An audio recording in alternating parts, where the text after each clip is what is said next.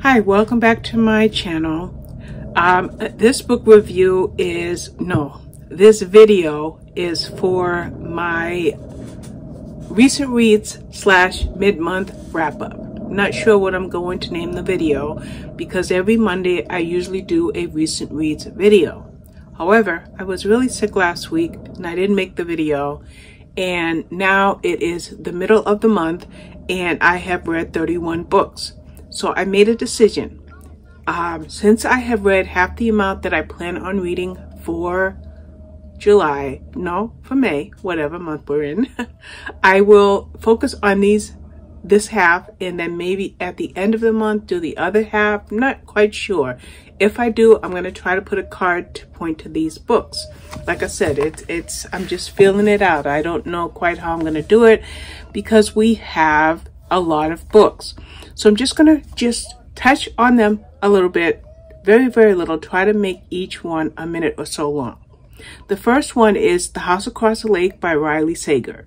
This ended up being a paranormal novel, okay? There was a house across the lake, something creepy happening, and the book turned into a paranormal book, something I did not expect.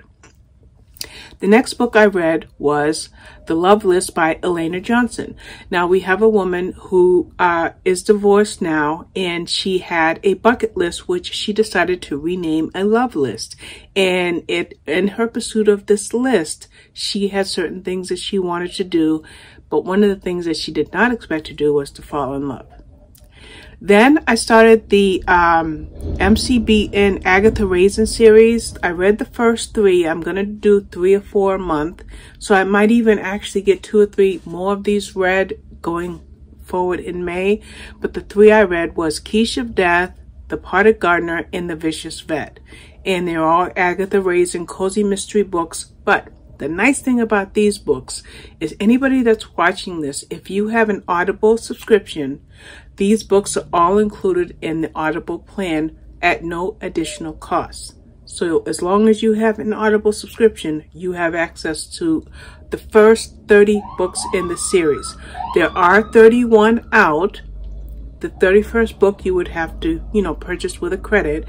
And the 32nd book I actually have for review, but I won't read it until I get, done caught up.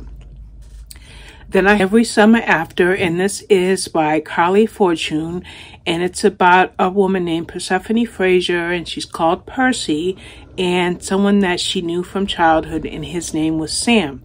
Now, as children, especially as teens, Percy and Sam were very close. His father had a restaurant, or like a diner, and they spent summers while her family visited. Every summer, Sam and Percy got close, and then they grew apart, and she moved, and her family, she was no longer a kid, and her family didn't visit anymore. Well, Sam's mother has died, and Percy returns to his mother's funeral, and the two rekindle their romance. Very, very sweet story. Then I read The Guilty Girl. And The Guilty Girl, Lottie, a detective, or a detective inspector actually, she's called to the scene about a 17 girl named Lucy who was murdered after a secret party that was held while her parents were away. Now, there's one girl that seems likely to have been the killer, and her name is Hannah, but the thing is, Hannah has no memory of the night. Now, this book won't be out until June 15th, so there's no review on it yet, but I just wanted to tell you about this book. Then I read 22 Seconds by James Patterson and Maxine PAETRO. Now, this is obviously the 22nd book in a series, but what series is it? It is the Women's Murder Club series. I read a lot of James Patterson, dozens and dozens, almost reaching 100 of his books that I've read, and this was an excellent book. I got this from Audible because NetGalley declined me, but the day after I read it, I got a widget for it, so I could have gotten it for nothing, but I already had purchased it. Then I read Ruby Fever by Ilona Andrews, and this is the 3rd book in a trilogy, but also the 6th book in a series. The first 3 books were about one sister, and the second 3 books were about the other sister. So this brings that entire series, or this trilogy, to a close. And the 2 girls, I'm trying to keep everything still because I have a cat. The series is the Hidden Legacy series, and this one here, Ruby Fever, closes off, what is her name? Come on, Robin. Catalina. I should know it. It closes off Catalina's story. Now, I imagine that the Hidden Legacy series is done. It's finished, but I hope to pick up any book that Ilona Andrews may write. By the way, Ilona Andrews is Ilona and Andrew something. It's a husband and wife writing team, so I love that. Then I read The Mad Girls of New York. That was really good. I love that one because it's a Gilded Age type series, you know, modern day. Oh, no, this is not. Okay. Yeah, I think it's still Gilded Age. But let me tell you the story. It's the Nellie Bly #1. It's a historical fiction based on a true historical character. Nellie Bly is actually is a pseudonym for a woman who was trying to become a notable New York reporter. But this was a time when women really weren't hired. Well, in order to get the job that she was going after, she decided that she was going to put herself in an insane asylum as a patient and report from the inside out, because no journalist had been able to get beyond the walls of that insane asylum. So that's why it's called The Mad Girls of New York. She was in this asylum that held or housed 1,600 women. And in those days, all you had to do was be a little bit off, just a little bit even, and you would be, kind of in prison there. And most women that were in this asylum called Blackwell's never got out. So Nellie is hoping that she'll get out within 7 days, but she ended up being in for 10 days. As a matter of fact, there's still a book that I want to look up at my library and read the book from her words. But our author, Maya Rodale, did a great job writing this as a recounting of true events. So this is the first book. Now, Nellie Bly did other things, like she traveled the world in, I think, 70 days or something like that, or 72 days. So I would kind of imagine that the next book is going to be about that exploit. So that was a great book. I loved it. Then I read It All Comes Down to This by Therese Ann Fowler, and this was actually my only 3-star book in the whole first part of this month. But this particular book was about 3 sisters, Beck, Clare, and Sophie, whose mother was passing away. She was in hospice, and she actually died before the girls even got there. And now the 3 girls have to deal with the inheritance that their mother left. The next one that I read was The Viscount's Lady Novelist by Alissa Baxter, and this is book number 2 in the Linfield Ladies series. The first one was an Earl's Lady Geologist, and this one is The Viscount's Ladies Novelist. So as you can see that this lady is a novelist, and she gets entangled in a romantic way with the Viscount. A Viscount who, I believe his name was Oliver, who she actually wanted him to be she was going to use him as a model for a hero in her next novel. Meanwhile, they both had inherited estates. She wanted to turn her estate into a children's home, like an orphanage, and he wanted to create a coal mine on his estate. So they were at loggerheads with their goals, but meanwhile they were falling in love. Then I read What Happens in Greece by Sue Roberts. I love Sue Roberts, and she always writes location-based stories. This is her second or third book based in Greece, and we have here Shalini leaving her ex-fiancé as, Shalini and her fiancé went to Greece, and she bought a residence that was going to pretty much be a bed and breakfast once it was restored. Well, he doesn't last long. His name is Jamie, and after months or after most of the work was done, he's bored and he goes back to London and leaves her in Greece. So is she going to follow Jamie, or is she going to fulfill her dream of living there in Crete? Well, not only does she stay, but she ends up falling in love. And I love that. I love that. It was a great book. The next book I read was Long Lost Girl by Jill Childs. I love Jill Childs. I have read most, if not all, of her books, and anything that I haven't written by her at some point I will read.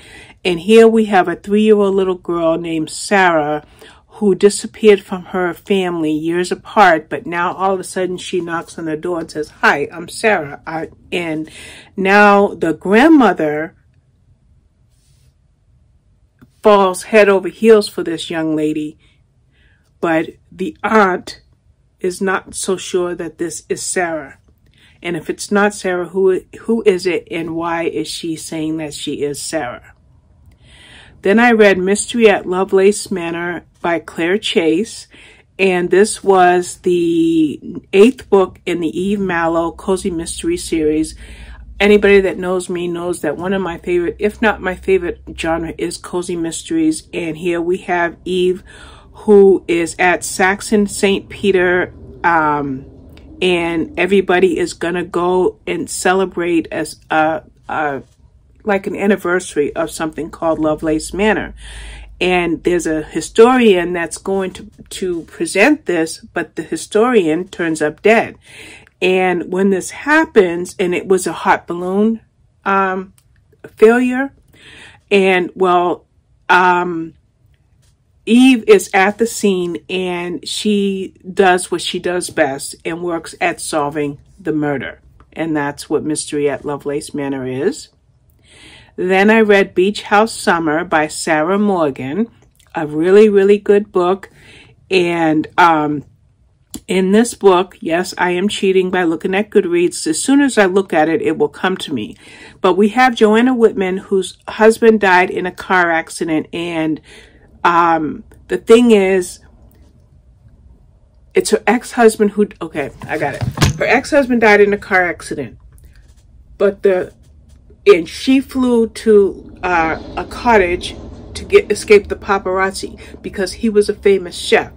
And being famous, she knew the paparazzi would come after her. Well, one of the things the paparazzi did is they flashed, like on the news, is not only was her husband's picture as famous chef dies in a car crash, but there was a woman that was with him when he died. So Joanna goes to this woman named Ashley, who's currently in the hospital, and takes her under her wing. Now, was this woman Ashley a paramour of her ex-husband, and he had a long list of paramours while they were married? And if not, if she was, why would Joanna take her under her wing? And what was the story? And it is a long, emotional story. Excellent, excellent book, though. I gave it 5 stars. I don't think I've written a review yet. Most of these things I haven't written a review because either the book's not out yet or is about to come out. So this book actually should be coming up. A review should be coming up on this channel in the next few hours. Then I read The Girl from the Sea by Shalini Boland, but I listened to it. It was an audiobook that was by Bookouture Audio. Now, I started blog tours maybe 2 years ago, and this book originally came out in 2016. But since I started doing Bookouture blog tours, as well as others, but every time I see a book by Shalini Boland, I take it. Well, this was an older book that's a reissue that I hadn't run across because it came out originally in 2016. Well, here we have a woman. It's called The Girl from the Sea, and it's compared to Gone Girl and The Girl on the Train. Now, there's a girl who gets washed up on the beach, and she doesn't have any physical injuries, but she has amnesia. Well, who is she? Why was she in the water? Who is this guy, Piers, who's saying that he's her boyfriend? Why is her relationship with her mother and sister so bad? And what are all these friends and neighbors who have different stories saying? Really, really good suspense. Then I read On a Quiet Street, which I may have to make that video. That is by Seraphina Novaglass. And this book, yep, it's coming out today. Yeah, today's the 17th, so I've got a lot of videos I've got to get out. Here we have A Perfect Neighborhood. That the name of the book, On a Quiet Street, is kind of like I can't think of a good word, but it's a misnomer, because every single thing is happening on that street. And it starts off with Cora thinking her husband Finn is cheating, and no matter what, she's going to prove it. Meanwhile, there's also Paige, whose son died in a hit-and-run accident, and there's a lot of drama surrounding her son's death, and she wants to know who the one is that hit her. And then you have another neighbor, Georgia, who is apparently a recluse with agoraphobia, but she's a young mother and she's got her own story. Very, very, very, very good book. And then I read Her Child's Cry, which was the Boyle and Canale #3. I read the first two. And in this particular book, our detectives, I don't know why I went to something else. I hope nothing, okay, it didn't play. We have two detectives, they're Dunphy and Canale, okay? They have been working together. They're not a couple. It's not going to be like a romance between the two of them. But right now they have a suspect after trying to find out where a little girl named Rosie Blake disappeared from the hospital. Rosie Blake has an unusual form of cancer and needs her treatment, and her treatment, the way her cancer is and her treatment is lined up, they literally have 7 days before she will die if she doesn't get treatment. So there's a race against time with that one. Then I read Midnight Dunes by Laura Griffin. Now, Midnight Dunes was book #3 in the Texas Murder Files series by Laura Griffin. The first one was Hidden, and the second book was Flight.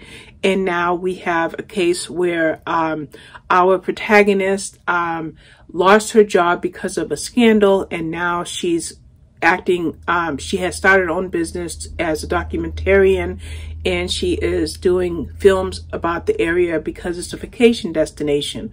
Well, unfortunately, there's a murder, and that gets in the way of her career, especially her new career, especially since she's living in the house where the murdered woman lived before she rented the house. Then I read The Bridesmaids by Victoria Jenkins, and in that particular book, Holly's about to get married, and she and some of her friends go off for a pre-wedding weekend celebration, but one of the women's teenage daughter accompanies them, and she was troubled from the word go. But the reason the girl accompanied them is one of the women that was going to be a bridesmaid in the wedding, her daughter was having some issues and she didn't want to leave her daughter alone. Well, there's a lot of drama, and there's another character that comes in that plays into all the drama that involves all the women, and long story short, one of them does not return from the get-together because she is killed.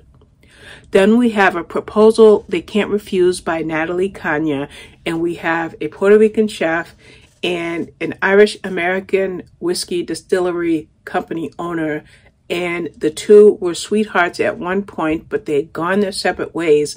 Well, now their octogenarian grandfathers have started to play their busybodies, and they come up with a ploy that they tell these kids that they have to get married for certain things to take place. So as far as the grandfathers are concerned, they are engaged. Personally, it's a fake engagement. But there's this book, as I mentioned in my review, it's not just the fake engagement trope, it's also a second chance trope. And we find out why they were together before and what split them up and how they get back together. Then I read A Mother's Heart by Carmel Harrington, which I am putting down as a top book of 2022. In this book, we have Rachel, who had two children, Olivia and Dylan. They were her stepchildren. She married their father, Lorcan. Well, sadly, Lorcan, they were married for 4 or 5 years. Lorcan died in a car accident, and now Rachel is left with the children. Well, the children also have 3 sets of grandparents. That would be Rachel's parents, their mother, Neem's parents, and Lorcan's parents. And everybody is at loggerheads about when it comes to the best interests of the children. All Rachel wants to do is mother them, and that's what she does best. Then I read Never Coming Home by Hannah Mary McKinnon. And in this particular book, it was a psychological thriller.